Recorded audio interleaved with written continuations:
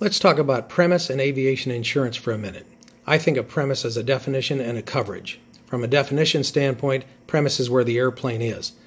Language in policies typically states something about portions of the airport set aside for parking or storage of your airplane. That's your premise. From a coverage standpoint, it falls under the liability issues, property damage and bodily injury. If somebody gets hurt, that's where your liability would come in. An example would be if you have an airplane in a hangar, somebody walks in, slips on the oil, falls down and gets hurt, that's on your premise.